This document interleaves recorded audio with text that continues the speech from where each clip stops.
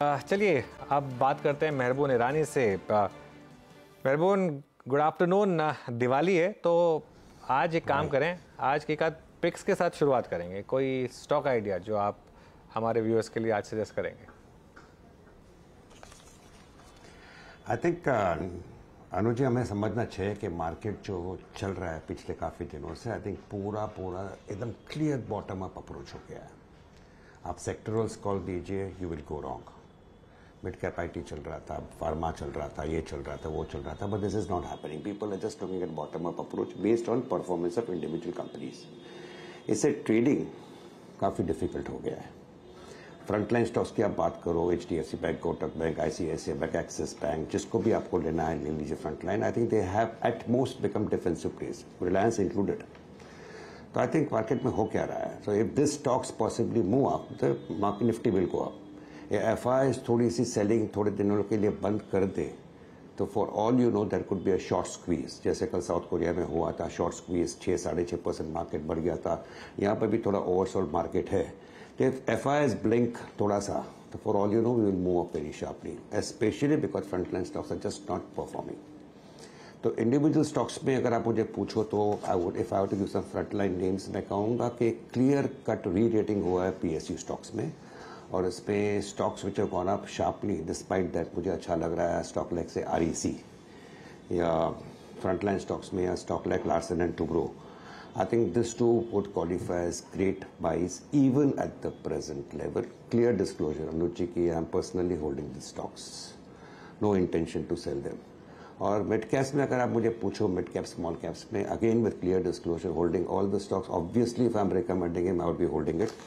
So I like names like a Supreme Petro, I like names like a Precision Wires, I like name like a Foseco India. ये सारे companies है, well managed companies, good cash flow, good business, and ultimately अगर market में थोड़ा धक्का भी आता है for whatever reasons, and there are many reasons, जब भी धक्का आता है द स्टॉक्स में falter, but I see them much higher than where they are today. Clear disclosures in place, owning all the stocks which I have mentioned.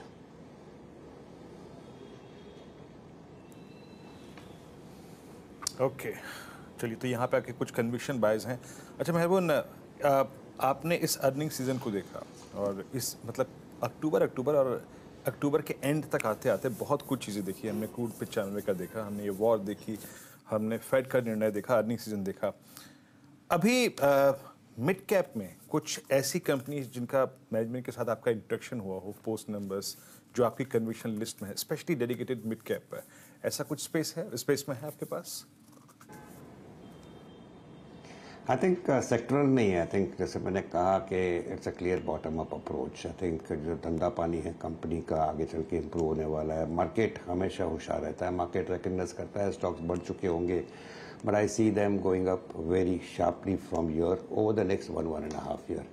उसमें I think speciality chemicals में, chemical segment में company का नाम दिया था supreme petro. I think results were good and I see the results only improving from here over the next 12 to 18 months. So अगर आज का भाव देखो तो I see a clear upside of at least 30 to 50% from here. So those type of stocks I like. Precision was a company which is rather a low profile company. Company is doing very well. Results अच्छे थे. Results I think ये quarter के कल आएंगे. My personal views it should be good. धंधा जो है company का will only grow. So at the present level I think the stock should give you at least a 50% upside over the next 12 to 18 months. So these are the type of names I like. Foseco India जो stock बढ़ चुका है, but अगर आप उसकी earnings देखो करीबन 90 रुपये के आसपास का EPS वाली कंपनी, वैल्यूएशन महंगे नहीं है। So can this stock go up? एक तो और क्वार्टर के रिजल्ट्स अच्छे आएंगे, this stock could be even 20-30% up from year. So I think investors को ध्यान देना चाहिए कि मार्केट में काफ़ी सारे चीज़ है जो बढ़ चुके हैं, and if the business doesn't look very good to you, learn to take some money out. But if the business is good, valuations are attractive, just because the stocks have gone up, इसका मतलब नहीं आपको जाके add नहीं करना चाहिए। I always believe in adding positions when stocks move in the right direction, as long as earnings are keeping on coming. Mehraboon, good afternoon. Trend पर आपकी क्या राय है, क्योंकि ये एक स्टॉक है जिसमें एक तरफा तेजी बनती दिखाई दी। कुछ ही देर पहले हम नंबर्स देख रहे थे, बहुत ही बढ़िया परफॉर्मेंस सेकंड क्वार्टर का, लाइक टू लाइक करीब 10% की ग्रोथ देखने को मिली है, और ये इनफैक्ट न्यू 52 वीक हाइस पर ट्रेड करता हुआ शेयर है। यहाँ पर अब क्या नई खरीदारी की हिम्मत करनी चाहिए या फिर हाथ से निकल गया तो रहने दे? आई थिंक ये स्टॉक को मैं ज़्यादा इतना ट्रैक करता नहीं. I think I used to track it once upon a time, no longer. I think but ये पूरी जो इंडस्ट्री है, I think I remain positive on it on the whole. So since I don't know the valuations of this company, it wouldn't be fair to comment कि after this sharp run up लेना चाहिए कि नहीं. It's not fair on my part. मेहरबून, HDFC bank में अब क्या करें? ये एक स्टॉक जिसने इतना पैसा बनाया लोगों का, पिछले कई महीनों से तंग कर रहा है इन्वेस्टर्स को. कोई व्यू यहाँ पर? आई थिंक HDFC बैंक दूसरे नंबर पर अगर देखो तो कोटक बैंक, ICICI बैंक, ये तीन बैंक्स को आप क्लब कर दीजिए तो people are giving various names to this club. Unfortunately ये stocks are just not performing. और ये बात HDFC बैंक की, आई थिंक हमें अंडरस्टैंड करना चाहिए. लॉट ऑफ कॉस्ट है gone up for the company, for the bank, and possibly this will get absorbed somewhere over the next 1 to 3 quarters. Now ये भाव से इन्वेस्टर अगर लेता है, will he make money? I am quite sure he will. But again जैसे मैंने कहा Anuj, the problem in this market is people are becoming more and more short sighted. दूसरी बात है कि अगर आप लोगों को कहो कि HDFC बैंक ले लो, अगर मार्केट लुढ़कता भी है, यहाँ से 100 रुपये और घटेगा, अगले 1-2 साल में आपको 20-30-40% दिखेगा, ये मार्केट में लोगों का मूड है ही नहीं. People are just waiting for a bottom up approach. Stock बताइए, स्टॉक बढ़ेगा, हम बेच देंगे. So HDFC bank doesn't qualify in that category at all at the moment. ये स्टॉक अंडर परफॉर्म करेगा. If the market goes up, the stock can underperform for some more time to come. मेरे पास personally holding है and this is a part of my core holding. So this stock is something which has not given me any returns and I am not expecting any returns from this for at least 1 to 3 quarters more. But comfort level काफ़ी high है और ये level जो है, I personally believe that 5-7-8% downside is not a great big downside from here, looking at the uncertainties all around us, including possibly election noise which will start very soon. So HDFC Bank at the present level comfortable holding on. For those few investors जो बचे हैं market में, जो बहुत लंबी अवधि का सोचते हैं, उनके लिए स्टॉक आज के लेवल में आई वुड से 100 रुपये downside and may be a 300-400 rupees upside over the next 12 to 18 months, which is a great return.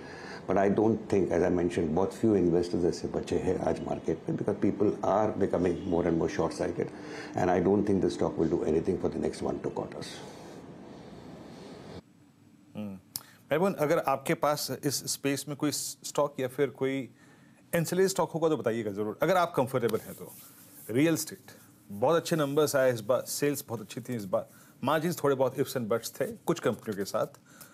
बहुत सारी कंपनियों ने DLF जैसे आप देखिए पिछले 1 दशक में अपना पूरा का पूरा डेट खत्म कर दिया.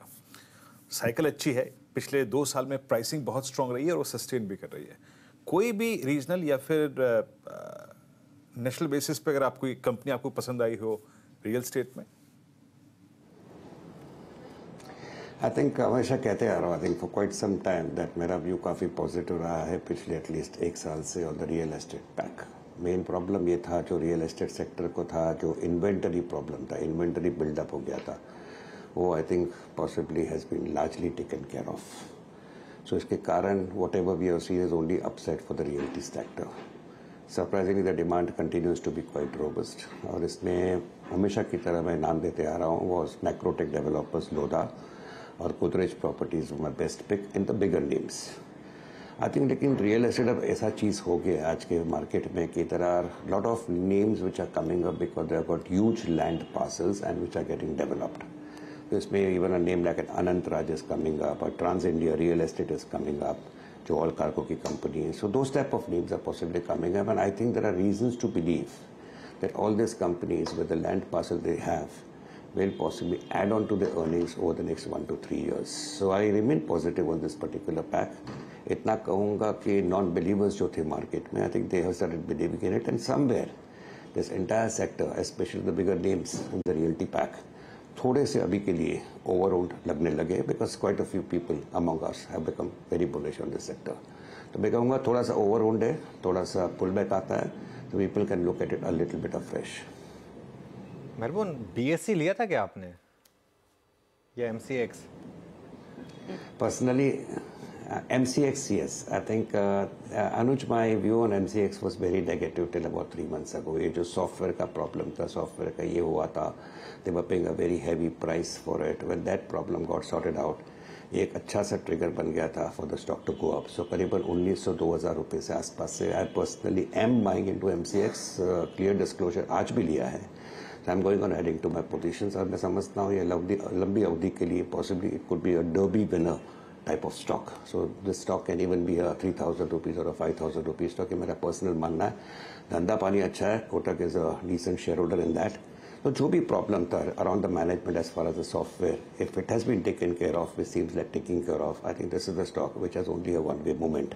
Of course, fluctuations and pullbacks will keep on coming, but this is a stock which can be added into a core holding type of stock for most investors. ये बात अलग है कि 1700 का 2600 हो गया है, अभी लेना चाहिए कि नहीं, 2600 का एक बार 2400 हो सकता है. If you are looking at those type of things, you may better wait for a correction. But if you are looking at a little longer term picture, I think this stock has to go too far according to me. Okay. मेरबून मज़ा आता है आपसे बात करके. हर्षदा, आपको पता है मेरबून ने डर्बी विनर का यूज़ क्यों किया? डर्बी विनर बोला मेरबून ने. महालक्ष्मी में जब भी रेस होगी ना, आप जाएंगे, आपको मेरबून वहाँ मिल जाएंगे. और मतलब मेरबून काफ़ी मतलब शौकीन रहे हैं डर्बी के शुरू से. मैं तो खैर That's not a very fair way to put it. नहीं like मेरबून, a lot of friends मैं उसको a chance to meet them on big days. नहीं बिल्कुल, मैं उसको किसी गलत वे में नहीं कह रहा हूँ. मैं एक जनरली एक शौक के तौर पे उसको कह रहा हूँ कि एक शौक के तौर पर. ऑब्वियसली मेरबून बहुत स्टडी करके और बहुत रिसर्च करके, मुझे याद है मैं मेरबून काफ़ी एक स्टॉक पे ज़बरदस्त रिसर्च करते हैं. आज की डेट में भी पेन और पेपर लेके मेरबून रिसर्च करते हैं, और मुझे पता है उस चीज़ का मेरबून. मैं सिर्फ एक जैसे कि ना थोड़ा सा एक हंसी मजाक में एक चीज़ बता रहा था कि वो भी शौक रखते हैं आप स्टॉक मार्केट के अलावा. लेकिन थैंक यू सो मच, और आपको दिवाली की बहुत बहुत शुभकामनाएं मेरबून. एक बात कहना चाहूँगा अनुज जी कि अगर मैं आप जैसे लोगों को भी वहाँ मिलता हूँ तो possibly the chance of communicating is much higher than possibly communicating across the phone. That is the way we all have become. So you find a reason to meet good people and possibly interact with them. Obviously, वो वहाँ आप जाते हैं, कोई ना कोई अलग field से कोई ना कोई मिल जाता है, तो ऑब्वियसली उसके लिए थैंक. लेकिन बिल्कुल समझ गया आपकी बात को Mehraboon. Thank you so much.